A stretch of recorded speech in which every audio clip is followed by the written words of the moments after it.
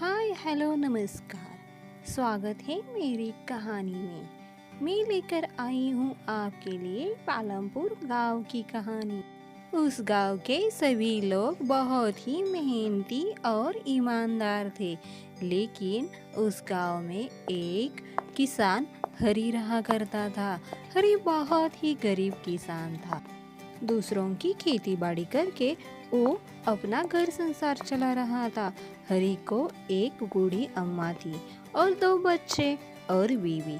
लेकिन हर की बीवी बहुत ही अड़ियल स्वभाव की थी। वो हर वक्त हरी के पीछे लगती थी पैसों के लिए। कितना भी हरी कमा कर लाए, लेकिन उसका पेट नहीं भरता था। गांव के सारे लोग उसके स्वभाव से बहुत परेशान हो चुके थे। वो घर में ही परेशानी खड़ी नहीं करती थी बल्कि गांव के हर एक सदस्य के घर में वो परेशानी खड़ी करती थी। इसी वजह से हरी बहुत परेशान रहा करता था।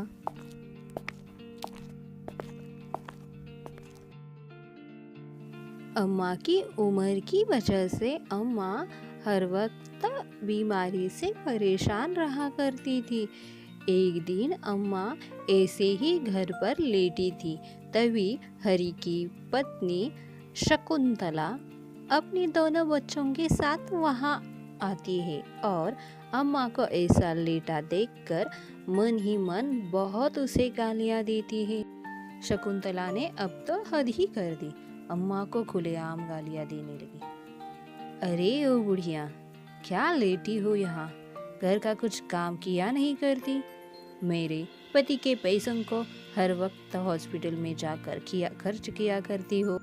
अब तुम्हारी उम्र हो चुकी है, कहीं जाकर अनाथ आश्रम में पड़ी रहना। वहाँ फोकट का खाना भी मिलेगा और फोकट की दवाई भी मिलेगी। अरे मेरे पति के खर्च पर क्यों भारी हो रही हो? अभी तो उसको 2 बच्चे हैं और मैं, उसका घर संसार कैसे चलेगा? वो संसार कैसे करेगा? वो हर वक्त अपनी माँ के बारे में सोचता रहता है और तुम हो कि अपने बेटे के बारे में कुछ नहीं सोचती। तुम्हें शर्म बिरम है भी या नहीं बुढ़िया? अम्मा सोई नहीं थी।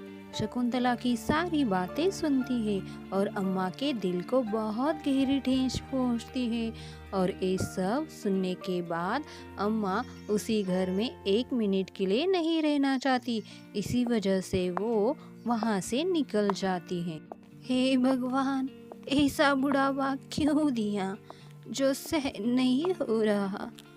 अरे मेरा बेटा बहुत अच्छा है, लेकिन ये मेरी बहू कितना खरी खोटी और जलील वाली बातें सुनाती है, क्योंकि मैं बूढ़ी हो गई हूँ। आपने ये बुढ़ापा क्यों बनाया? जवानी और बचपन ही बना लेते। बुढ़ापे में बहुत तकलीफ होती है शरीर को और मन को भी। अम्मा भगवान से बातें करते करते एक जंगल में पहुंच जाती है और एक ऊंट पर बैठती है। तभी गिलेरी अपने घर से बाहर आती है। अम्मा की आवाज जो आ रही थी, वो सोचने लगी थी, अरे ये मेरे जंगल में कौन आ गया और भगवान को इतना क्यों कोस रहा है? तभी वो अम्मा के सामने आती है और अम्मा से कुछ गुफ्तगू करने लगती है। अरे ओ अम्मा, क्या हुआ? इतना क्यों कोस रही हो भगवान को? भगवान ने भला तुम्हारा बुरा क्या किया जो इतना खरी खोटी सुना रही हो मेरे भगवान को? अरे बेटा, तुम पहले ही बताओ, तुम हो कौन? और तुम हमारी भाषा भी जानती हो क्या? तुम्हें समझ में आता है क्या सब कुछ? इतने अच्छे से इंसानों की तरह कैसे बात करने लगी तुम? अरे अम्मा, मैं गिलेरी हूँ। मेरा नाम रानो गिलेरी है और मैं आपसे बातें भी कर सकती हूँ इंसानों की तरह। आप मुझसे बातें करना, अपना दुख बताना। क्या हुआ? ऐसे क्यों कोस रही हो अम्मा भगवान को?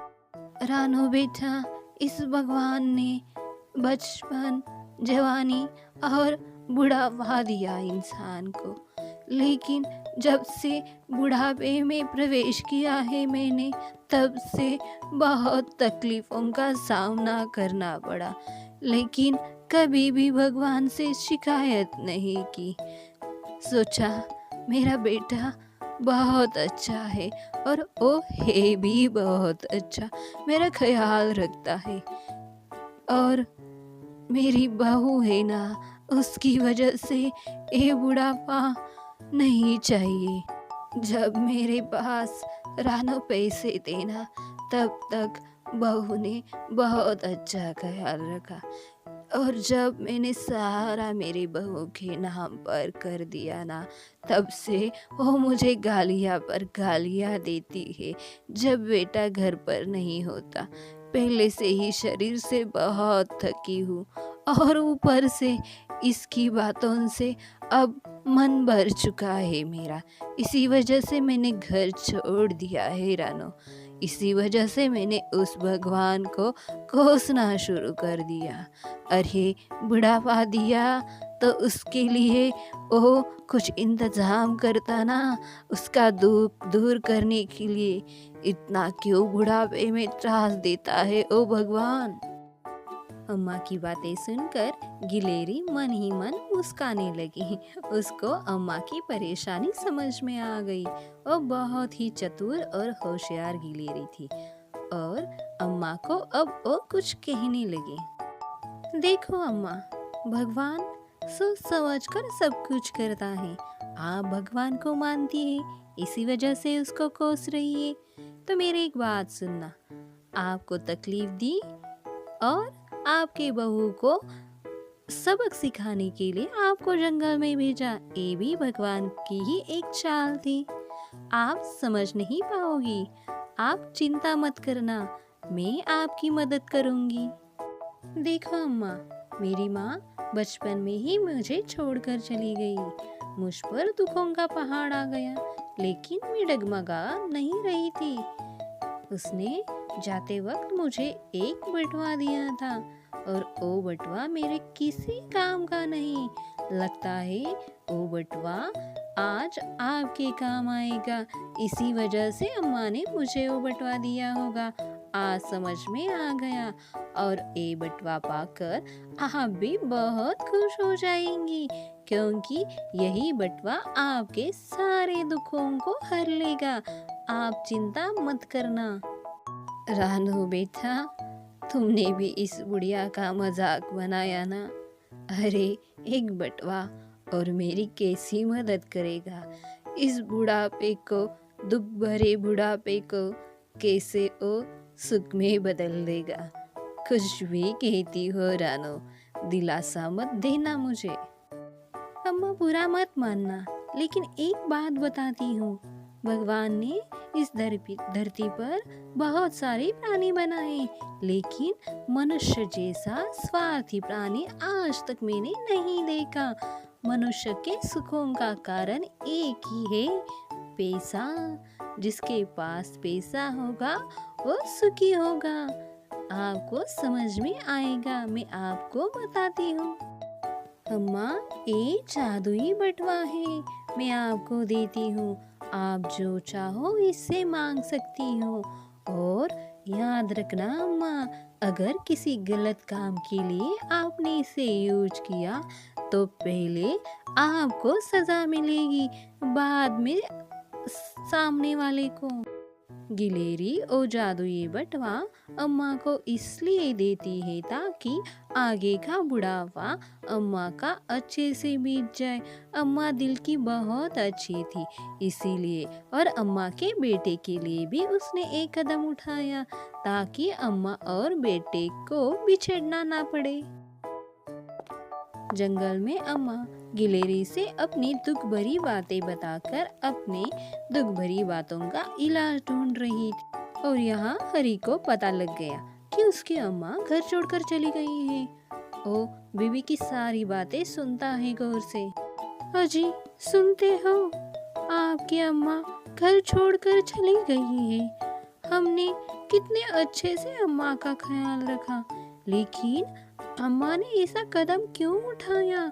कितना अच्छा सुख मिल रहा था उसे यहाँ, लेकिन आपको परेशानी में देखना उनकी आदत जो बन चुकी है। शकुंतला बहुत ही चालाक किस्म की औरत थी। हरि को अपने माँ के विरुद्ध भड़का रही थी ताकि हरि के मन में माँ के विषय में बहुत ही द्वेष हो और वो माँ को ढूंढने ना जाए, ताकि उसके सर से बला जो अपने आप हट जाए। इसी वजह से शकुंतला को लगता था वो जो भी करेगी हरि को पता नहीं चलेगा, लेकिन हरि अब चुप बैठने वाला नहीं, उसे बहुत डांटता है और अपनी माँ को ढूंढने के लिए निकल जाता है। जैसे ही हरि अपने माँ को ढूंढने के लिए निकला, वैसे ही शकुंतला आराम फरमाने लगी। उसे लग रहा था अम्मा अब वापस नहीं आएगी। तभी अम्मा अपने घर वापस आती है। अम्मा के आने की आहट से वो जग जाती है और अम्मा को फिर से खरी खोटी सुनाने लगती है। क्या हुआ अम्मा, फिर वापस लौटकर मेरे ही घर आ गई ना, तो क्यों चली गई थी? मेरे पति को इतना परेशान देखकर तुम्हें जरा भी शर्म नहीं आती? हर वक्त उसे सताती हो। चलो जाने दो, ठहरो यहाँ, मैं मेरे पति को बता कर आती हूँ, वो बहुत परेशान है सुबह से। अरे यहाँ मैं फिर क्यों आई लौटकर? गिलहरी ने मुझे उसकी दुख भरी कहानी सुनाई। लगा मेरे बेटा मेरे जाने की वजह से दुखी होगा, लेकिन ए बहू ना किसी के जख्म की दवा बनती है, ना ही किसी के भावनाओं की उसे कदर है। जाने दो, गिलहरी ने जो दिया है उसे इस्तेमाल करती हूँ, देखती हूँ क्या फर्क पड़ता है। अगर ऐसा हुआ ना तो इस बहू को मैं ही ठिकाने लगाऊंगी अब। और अम्मा जादुई बटुए से एक सोने का हार मांगती है, तो झट से उसके गले में सोने का हार आता है।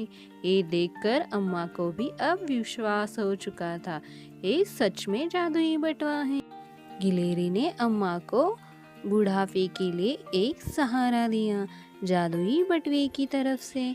अम्मा को इसमें कोई इंटरेस्ट नहीं कि उसके पास पैसा कितना है, लेकिन अपने बच्चे की वजह से वो चुप थी, इसीलिए उसने वो बटवा लिया और अपनी बहू को सबक देने के लिए वो यहाँ लेकर आई। इतने में हरि अम्मा के पास आता है। हरि को देखकर अम्मा की आंखों में पानी आता है और हरि के भी आंखों में अम्मा को देखकर पानी आता है। वो बहुत खुश होता है कि उसकी माँ फिर से उसके घर वापस आई है। माँ आप कहाँ चली गई थी? आपके न होने से मैं कितना परेशान होता हूँ, आपको तो पता है ना। आपका ये बेटा आपके बिना अधूरा है माँ। आप कभी भी कहीं मत जाना। अगर मुझसे कोई गलती हो तो मुझे डांट लेना, फटकारना, लेकिन घर छोड़कर कभी मत जाना। माँ बेटे की बातें चल रही थी, तभी शकुंतला की नज़र माँ के गले में गई। सोने का हार देखकर शकुंतला तो चौंक गई। ये क्या? अरे माँ जी के गले में ये सोने का हार कहाँ से आया? क्या कुछ गड़बड़ लगता है? तभी अम्मा हरि को सारी हकीकत बताती है। गिलहरी मिली थी उसे और वो कोई साधारण गिलहरी नहीं, एक जादुई गिलहरी थी। उसने अम्मा को एक जादुई बटवा दिया है और वो जादुई बटवा सिर्फ अम्मा की ही बात मानेगा। यह सुनकर शकुंतला को आश्चर्य होता है और वो माँ से बहुत अच्छे तरीके से बातें करने लगी, ताकि उस बटवे से वो बहुत सारा धन निकाल सके। लेकिन अम्मा बहुत होशियार थी, शकुंतला के इस स्वभाव से वो वाकिफ थी, इसलिए वो अगर किसी ने बटुए को हाथ लगाया माँ के बिना पूछे तो बटवा गायब हो जाएगा और जो हमारे पास है वो भी चला जाएगा। ऐसी झूठी बातें वो बताती है ताकि शकुंतला उसे चुरा ना सके। जादुई बटवे के कारण शकुंतला माँ की हर एक को बात मानने लगी और गांव के जो भोले भाले लोग थे ना उनको तकलीफ हुआ करती थी अपने घर परिवार से, उन लोगों को भी उसने सबक सिखाया उस बटुए का सही से इस्तेमाल करके। और अम्मा अपने बेटे के साथ हंसी खुशी रहने लगी। अगर मेरी कहानी अच्छी लगी हो दोस्तों तो लाइक शेयर और सब्सक्राइब करना भूलना मत। धन्यवाद।